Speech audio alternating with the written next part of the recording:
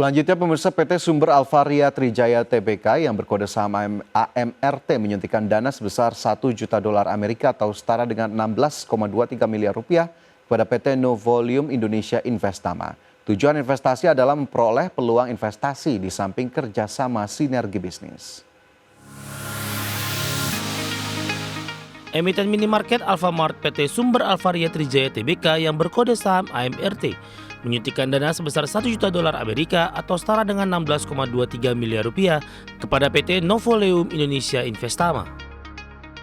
Corporate Secretary AMRT Tomin Widian di keterbukaan informasi menyatakan tujuan investasi adalah memperoleh peluang investasi di samping kerjasama sinergi bisnis.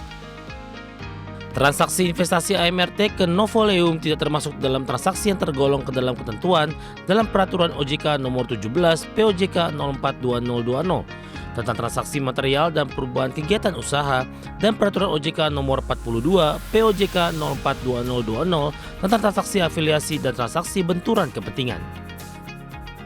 Novoleum Indonesia Investama merupakan perusahaan rintisan dan startup solusi daur ulang limbah minyak jelantah. Adapun Novoleum yang berdomisili di Jakarta merupakan suatu perusahaan yang bergerak dalam pengelolaan dan solusi pengumpulan limbah minyak jelantah. Berdasarkan laman resminya, Novoleum fokus pada pengumpulan minyak jelantah untuk diolah menjadi energi terbarukan. Selain aksi korporasi itu, AMRT juga fokus menggelar ekspansi organik pada tahun ini. Emiten pengelola Alfamart itu menyiapkan anggaran belanja modal atau capital expenditure sebesar 4,5 triliun rupiah hingga 5 triliun rupiah untuk 2025. Tim Liputan ADX Channel.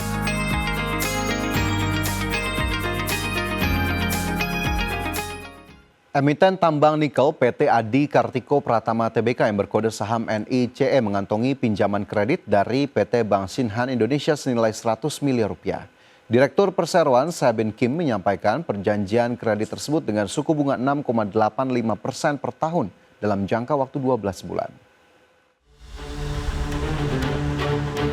Emiten tambang nikel PT Adi Kartiko Pratama Tbk yang berkode saham NICE mengantongi pinjaman kredit dari Bank Shinhan Indonesia senilai 100 miliar rupiah. Direktur NICE Sabin Kim menyampaikan perjanjian kredit tersebut dengan suku bunga 6,85% per tahun dalam jangka waktu 12 bulan. Kim dalam keterbukaan informasi mengatakan fasilitas kredit akan digunakan oleh perseroan sebagai opsi pembiayaan untuk modal kerja. Sebelumnya NICE juga telah menyambut PT Indo Tambang Raya Megah Tbk atau ITMG yang resmi menjadi pemegang saham perseroan dengan kepemilikan sebesar 9,62%. Berdasarkan laporan total kepemilikan investor di atas 5% per 4 Juli 2025 yang disampaikan KSEI, muncul nama PT Indo Tambang Raya Megah Tbk atau ITMG sebagai salah satu pemilik saham NICE. Sebagai informasi, ITMG merupakan emiten tambang batubara yang mayoritas sahamnya dimiliki oleh Banpu Minerals perusahaan Singapura. Sementara itu, NICE merupakan perusahaan yang bergerak di bidang pertambangan biji nikel melalui kegiatan eksplorasi melalui proyek nikel laterit. Tim Liputan ADX Channel. Ya, selanjutnya pemirsa, dari indeks harga saham gabungan pada penutupan perdagangan di sesi pertama Rabu, IHSG terpantau masih mampu bertahan di zona penguatan setelah pada pagi tadi dibuka juga di posisi menguat di level 6.918.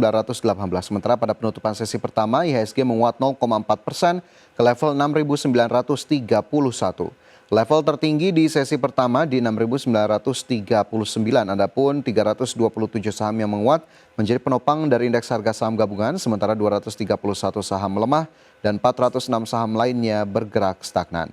5,37 triliun rupiah dibukukan oleh pelaku pasar pada perdagangan di sesi pertama Rabu. Dan pada penutupan sesi pertama ini melanjutkan konfirmasi dari tren penguatan sejak Senin yang konsisten ditutup di zona hijau. Sementara itu kita lihat dari saham-saham yang menguat masuk dalam top gainers ada di antaranya PANI yang naik 9,43%. Kemudian juga ada saham Aman Mineral naik 5,39% ke 8.800. Kemudian Cuan naik 2,12% ke posisi 13.225 dan IOTF naik 27,69%. Sementara itu dari saham-saham yang masih bergerak melemah masuk dalam top losers ada TPIA turun 1,47%. Ke level 10.025, Ratu juga terkoreksi 1,4% ke posisi 7.050, ASPR turun dalam 14,63% ke Rp140 dan Inet turun 1,58% ke level Rp187 per saham.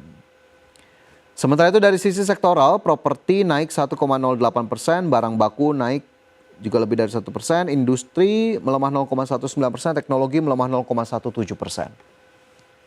Anda kembali bersama kami dalam IDX First Session Closing. Pemirsa, PT Asia Pramulia Tbk resmi mencatatkan sahamnya di Bursa Efek Indonesia sebagai emiten ke-16. Perolehan dana dari hasil IPO sebesar 100,69 miliar rupiah akan digunakan untuk investasi dan penambahan modal kerja perseroan.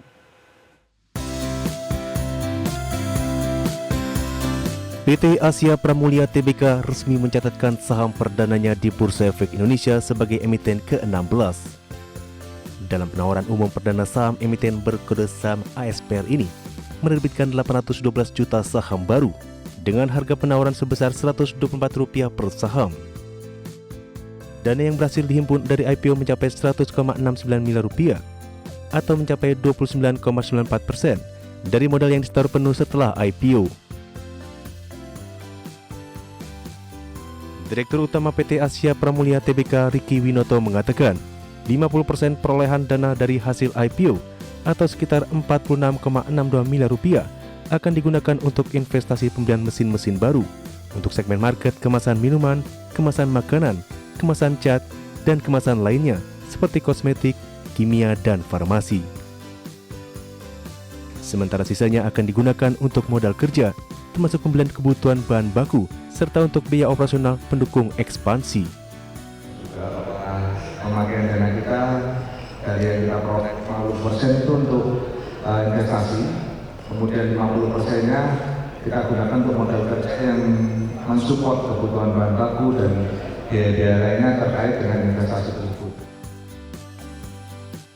Dengan adanya penambahan mesin dari hasil dana IPO, perseroan menargetkan peningkatan kapasitas produksi dan penjualan secara signifikan. Perseroan juga telah menargetkan perolehan revenue meningkat 30 hingga 40% dan target raihan bottom line juga meningkat hingga 50%.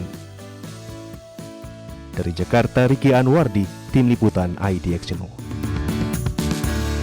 Saham PT Widodo Makmur Perkasa Tbk atau WMPP terancam didepak dari bursa. Suspensi perdagangan yang berlangsung lebih dari 12 bulan jadi pemicu utama.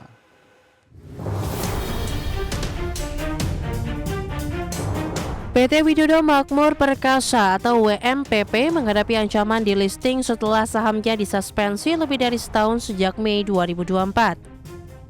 Awalnya suspensi terjadi karena penundaan pembayaran bunga surat utang MTN yang jatuh tempo 10 Mei 2024. Masalah berlanjut karena denda dan keterlambatan bayar kewajiban lainnya ke Bursa Efek Indonesia. WMPP dikenakan sanksi tambahan pada Februari dan Juni 2025 karena belum melunasi denda dan biaya pencatatan tahunan. Suspensi yang terus berlanjut membuat saham tidak bisa diperdagangkan selama lebih dari 12 bulan. Situasi ini memperbesar kemungkinan saham WMPP dihapus dari papan bursa. Untuk keluar dari krisis, WMPP tengah menjalani proses PKPU sesuai putusan Pengadilan Niaga Jakarta Pusat. Adapun manajemen sedang menyusun proposal perdamaian bersama kreditur termasuk pemegang MTN. Perusahaan berjanji akan menyelesaikan seluruh kewajiban dan memperbaiki kepatuhan ke depan. Berbagai sumber, IDX Channel.